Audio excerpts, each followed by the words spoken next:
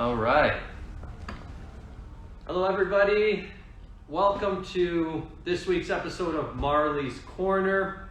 As usual, I'm here with Marlie. My name is David Gimmis, founder, CEO here at paw.com, and this is my lovely dog, partner in crime, our chief testing executive here, Marlie, and we're coming to you from her favorite spot in our office, Marlie's Corner, to talk to you about everything behind the scenes here at paw.com, the people, the pets, and everyone fun involved. We have an amazing guest today. His name is Atticus Garant. He's the executive chef at the Fairmont Century Plaza in LA, and hopefully his dog Harold can join. So we're going to talk about pets, food, and all that fun stuff. So as usual, leave a comment and a question in the leave a question in the comments below for your chance to win a $50 gift card. And without further ado, let's get this show on the road. Hello. Hi, David. How are you? Good, Chef Atticus. How are you? Good, thank you. We got Harold here as well. We got treats and balls and all kinds of toys to try to keep him at least focused. He yeah, tennis ball. If I would have known this over the last 6 years, we could have saved so much money on toys, you know? I know exactly what you mean, because honestly, Marlie's favorite toy is a tennis ball. Yeah, it's amazing. You get all the squeakers, all the nylon things like that. Thanks so much. Thank you so much for joining us today. I'm excited to talk to you and see Harold, and everybody else at home is excited to watch. I was hoping you could just tell us a little bit about yourself, tell everybody tuning in what you do, who you are. Yeah, of course. Well, thank you again for the opportunity. I mean, even though he's not looking, we both are really happy to be here. Hopefully, we got his little treat sitting in front of the camera, so hopefully he'll focus for us. But my name is Atticus Garant. I've been a chef. I've been cooking for the last 20 years in quite a few luxury properties around the world, or at least around North America. Excuse me, not around the world. And also upscale restaurants. I started my career cooking in Vancouver, British Columbia. It's my hometown where I'm from. Got the privilege to work with Danielle Balut at DB Bistro there, and oops, there goes Harold. He'll hopefully come back in a second. Hey, that didn't last long. Yeah, well, we'll get him back up here. There we go. He's possessed by food, so it's fitting that I'm a chef. But then I joined at the Fairmont about 11 years ago. I started working in their brand new luxury property there in Vancouver called the Pacific Rim, and then moved my way around the United States down to Chicago, Austin, Texas, and now here in Los Angeles. So it's been quite the ride so far. No, that sounds great, and it's good to have a fellow Canadian in Marlie's Corner. That doesn't happen too often. I'm from Toronto, Canada, originally myself, so. Amazing. My mom lives up in Algonquin Park there. Yeah. That's great. That's awesome. And I know the Fairmont Century Plaza is pet friendly. Yep. I was curious, have you ever been asked to cook anything for guest pets that have come in? Yeah, well, yeah, absolutely. I mean, the hotel as it stands right now, we're currently working towards an early spring opening, so we haven't had any requests per se in the hotel itself. We have done some fun treats for the holidays for teammates, dogs, and things like that. But in years past, in other properties, you definitely see all kinds of requests. Typically I think there's those that travel with their dog and the dog's food, and then those that have just really outlandish diets, something that definitely Harold does not have. Yeah, well, actually I was curious about that. As soon as I started reading through some of the questions that I wanted to ask you, I was thinking, like, I wonder what's the craziest dietary request that Atticus has ever got, because I'm sure there's some. There are some unique ones, right? Yeah, absolutely. I mean, we've catered to all sorts of pet guests. You see a lot of the standard kind of soft cooked grain or soft cooked vegetable, and then clean protein typically. And then you see things that are almost very militant in the way that they're set up. Like this much steamed mashed carrots, exactly 100 grams, this Wow. much turkey breast, exactly 100 grams, or I guess ounces, depending on where you're at. But yeah, and all the way to even seeing guests order, well done fillets, chopped up and cooled down and served in a bowl. So, it's all over the place. And at the end of the day, we're there to, we're there to make sure that the pet guest is just as happy, right? We want to take great care of everyone that comes through our doors. That's awesome. No, that's great. Being in LA, have you had any celebrity dogs? Like, I mean, maybe some celebrities that bring their pets. Yeah, no, not not yet. Not yet. I'm sure though. I'm sure that will be a thing once we are rolling. Definitely. That's funny. Or even as I was saying that, I was thinking celebrity dogs, but now with Instagram and Facebook, actual dogs are celebrities themselves. They have more followers than a lot of their humans, Yeah. We always have a joke around the house here because I gain, if I gain 10 followers, it takes a long time, and then Harold, posts one photo and he's got 50 new followers. It's just amazing how that balance works or doesn't work, I guess, for the human. Yeah, no, absolutely. So, I mean, having experience cooking for pets, and, I see this happening a lot. It's trending upwards that people are giving their dogs more whole food diets and raw food diets and kind of straying away from that traditional kibble. Any kind of foods that you would avoid? I mean, that you're like, this is not made for a pet, and this, if somebody's going to try this, do not cook with these ingredients. Yeah, definitely. I mean, I think that there's probably a much longer list than I'll be able to rattle off just off the top of my head. I think first and foremost, though, when we're talking about what to try to avoid, it's definitely, I would say, I think that, and this is a part of being a chef as well, it comes down to like overly processed foods, really staying away from high sodium foods, even though the dogs, they smell beef jerky and it's, they go mad. I try to avoid those types of things. And then outside of that, I would obviously recommend avoiding vegetables with fruits, with pits, the typical, chocolate, let's stay away from that. Alcohol, grapes and raisins seem to be another thing that are, really important to stay away from. Avocado, alliums, like the onion family, those types of things. So I think generally, you're staying around that. Caffeine, things like this. Yeah. And then, I'd say like typically that. And then of course, I think it's gearing it, specifically to your dog, right? Like Harold loves cured meat. Like if I have a piece of salumi here, he would be going absolutely crazy, drooling everywhere. Yeah. But he doesn't do well with eating like pork product, right?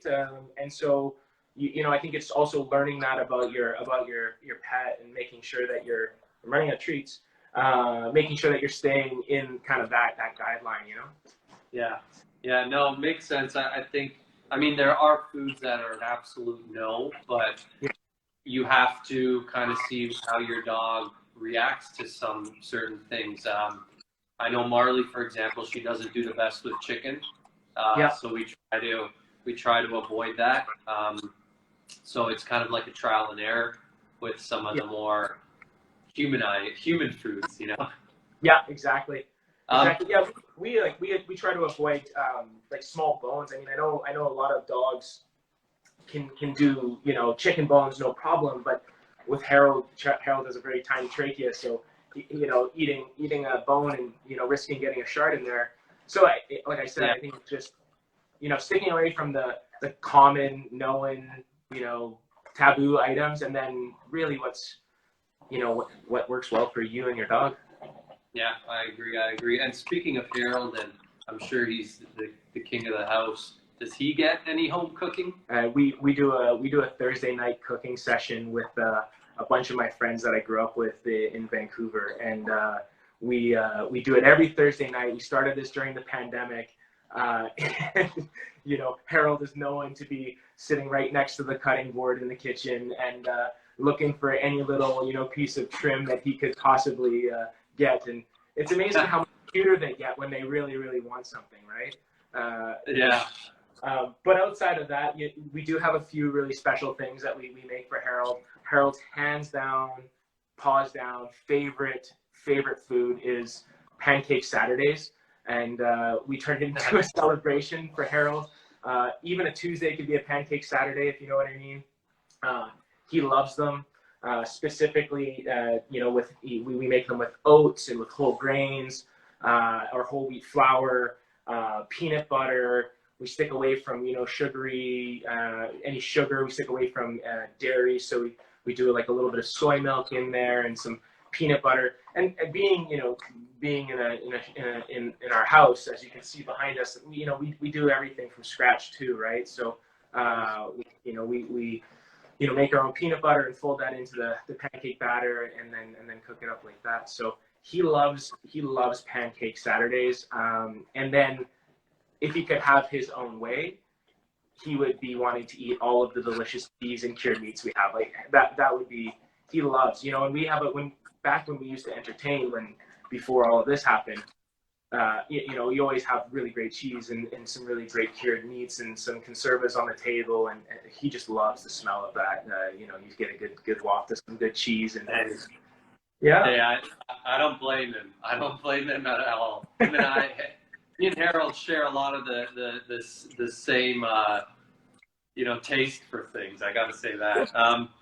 Harold, I love the name. It's such a cool name. Do you have a story behind that?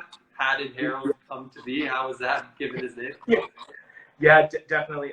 I think a disclaimer is everything and anything to do with Harold is a story. You know, like, I'm sure just like Marlie, they're just such creative. There's so much. You know, when you look at Harold, there's so much expression just in his face. You know exactly what's going on when you look at him. But my fiance and I, about 7 years ago, we're in the market for a dog, and we fell in love with this dog, and the dog was already named Harold. Not this guy, but a different dog. I don't want him to hear this, but plug the ears. Yeah, cover your ears, Harold. Cover your ears. Pause on. Yeah. And you know, we went through the process of getting the dog, and at the time, you know, it was a Canadian Kennel Club dog, and you had to go through quite a few criteria to get it, and unfortunately, just things didn't pan out, and the dog ended up being sold to somebody else, and so we vowed that we would continue to search for another Harold, not specifically another dog named Harold, but another dog that fit into how we felt a dog should fit into Harold. And so that was it. We found him, and you know, I think he was a litter of 8, right? Yeah, he was a litter of 8, and grew up on this farm. It was incredible. And when we saw him, you just know, right? You just know. So that was kind of the story there. That's awesome. I love that. I love that. Atticus, we got a lot of questions. Jeff behind the scenes has been monitoring it. He's gonna want to jump right into this. So if you're happy, we'd love to throw a couple questions from our viewers and get some answers out there. Jeff? Okay. So Atticus, when things get back to normal and you open up, since Fairmont's a pet-friendly hotel, will you ever consider bringing Harold to work with you? I think I would love to bring Harold to work with me. I think I would have to run that through the ranks there and make sure that we're okay with it. But you never know. Maybe for a staff appreciation day or something like that, we could bring Harold through. And I mean, he loves being around people, so I think that would be a great idea. I'll see what the bosses have to say. And from your end, not Harold's end, as a chef, is there any other favorite things that you prefer to cook or enjoy cooking the most as a chef? For me personally? Yeah, for you personally. Yeah, great question.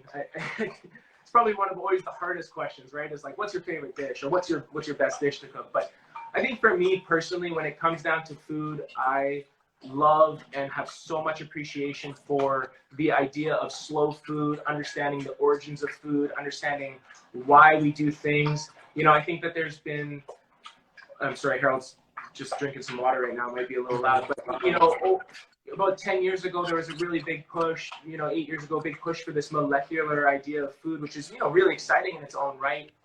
I grew up, my grandmother is French Canadian, or was French Canadian. She was a culinary instructor in the 70s, lo and behold. And, you know, I grew up eating really rustic French Canadian food, right? Tortillere and, you know, these big, heavy, rich dishes that took a long time to make, you know, and I think for me that's where I find my love is, you know, making a really, really excellent flaky pastry dough. It takes a long time. It's not something that you can just whip together and throw in a pan. So to answer that, my long answer and put it a little shorter is just, honestly, it's just slow food, braises, stocks, soups. You know, I love making charcuterie. I love doing all those types of things. So just really like origins of food. That sounds great. Thank God we're close to lunch, man. Yeah, I'm getting hungry I'm here. getting hungry just talking about this. There's a couple more quick questions. We might have missed it, but a few people have asked, how old is Harold? Oh, Harold is 6.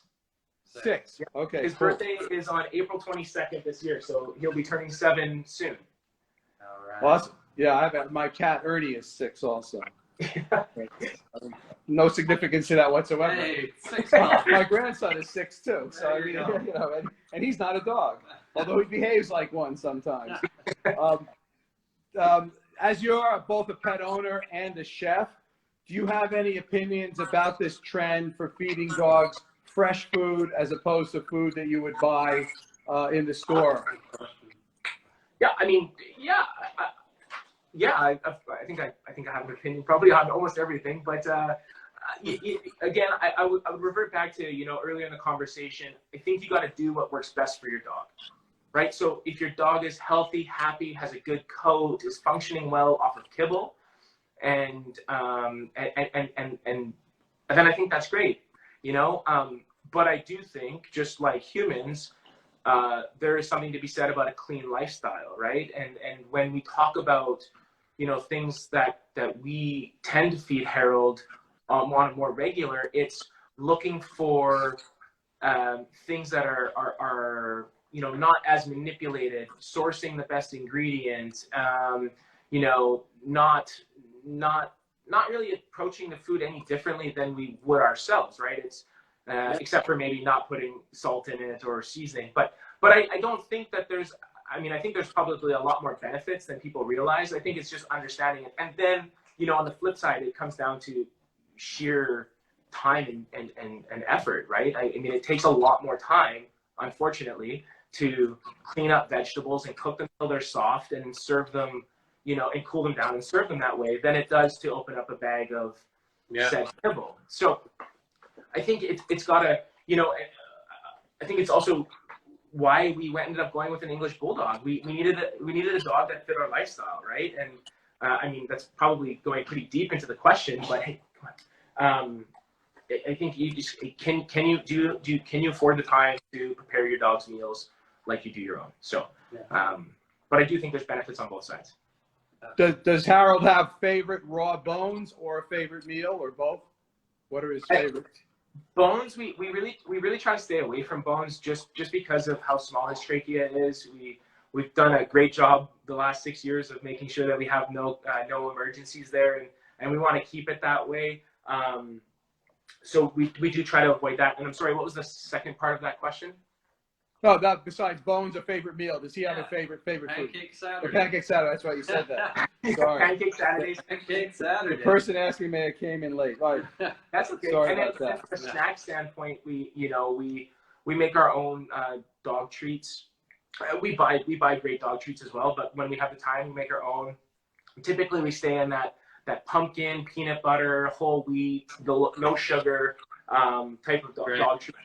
But then he loves fresh blueberries, and I think all dogs probably popcorn. He loves popcorn. Harold's got some good taste. He does.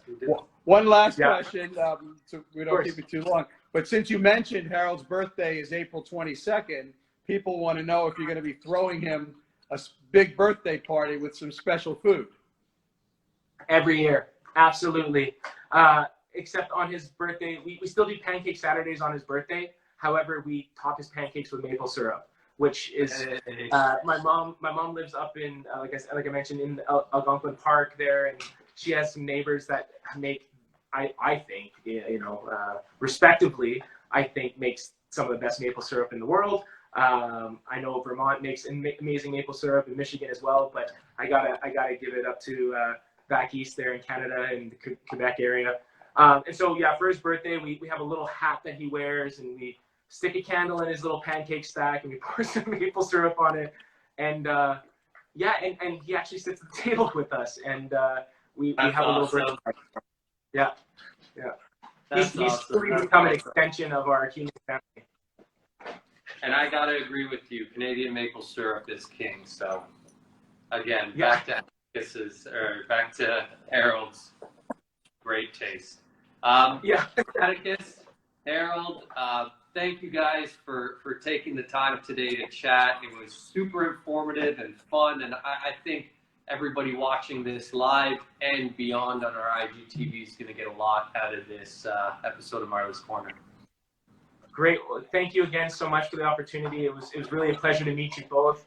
I hope someday Harold can do how Marlie has done for this segment, where just relaxed and not driven by food. But as you can see, he loves his pancakes, so we're good there. Hey, she's on payroll, so she knows to behave, right? Yeah. All right. Hey, have a good one, guys. Enjoy the rest of your Friday. Enjoy your weekend. Thank you again, and everybody watching. Thanks for tuning in. Make sure to catch us next week on Friday, Marlie's Corner. We'll see you later. Bye, everyone. Harold.